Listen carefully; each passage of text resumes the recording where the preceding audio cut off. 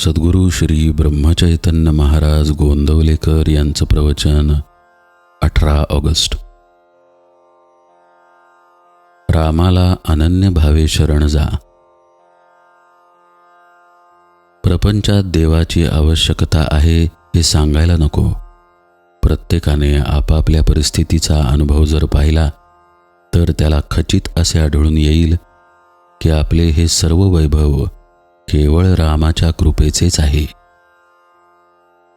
जो काही पैसा अडका मान मरातब मिळतो आहे तो सर्व भगवंताच्या कृपेमुळेच आहे हे प्रत्येक जण जाणून आहे.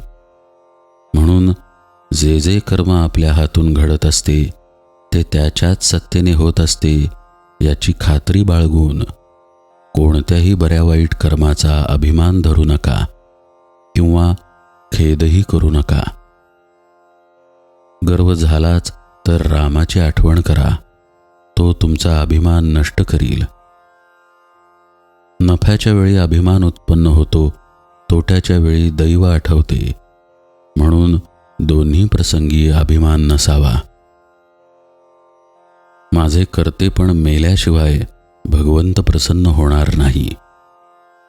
प्रत्येक कर्माचे वेळी त्याचे स्मरण करूया. राम करता म्हणेल तो सुखी, मी करता म्हणेल तो दुःखी. लहान मुलाप्रमाणे निरभिमान असावे. रामालाच सर्व अर्पण करू आणि समाधान मानून घेऊ. रामाला शरण जावे आणि मजेने असावे. आनंदाने संसार करावा. तुझ्या नामस्मरणाची गोडी दे हेच मागावे. प्रत्येक गोष्ट भगवंताच्या इच्छेने होते आहे असे समजून समाधानात राहा. वाईटाबद्दल कंटाळा किंवा सुखाबद्दल आसक्ती नको. असे वागल्याने हवे नको पण नाहीसे होते आणि अहमपणाला जागाच उरत नाही. तेव्हा आता एक करा, रामाला अनन्य भावे शरण जा. रामा, तू ठेवशील त्यात आनंद मानीन अशी त्याच्या चरणी मस्तक ठेवून प्रार्थना करा. तो तुम्हाला मदत करायला सदैव तयार आहे. आपण अभिमानामुळे मदती करता हातच पुढे करत नाही, त्याला तो काय करणार?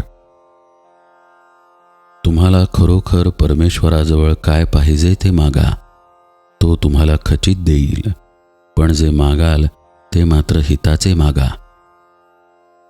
समर्थ रामदास हे मनोभावे रामाचे दास झाले म्हणून ते समर्थ होऊ शकले. ज्याने जगताची आस सोडली आणि रामाची सेवा पत्करली तो जगाचा स्वामी होईल. म्हातारे असतील त्यांनी भगवत भजनात आपला वेळ घालवावा आणि तरुण असतील त्यांनी भगवत स्मरणात कर्तव्याला चुकू नये. हाच साधनाचा मार्ग आहे. यातच सर्वस्व आहे. जो भगवंताच्या प्रेमात नेहमी निमग्न राहतो त्याला उपदेश करण्याची जरुरी नसते. भगवंताने गोपींना उपदेश केल्याचे ऐकिवात नाही. त्या सदैव त्याच्या प्रेमातच रंगून गेल्या होत्या. भगवंताचे प्रेम एक त्याच्या नामानेच साधेल.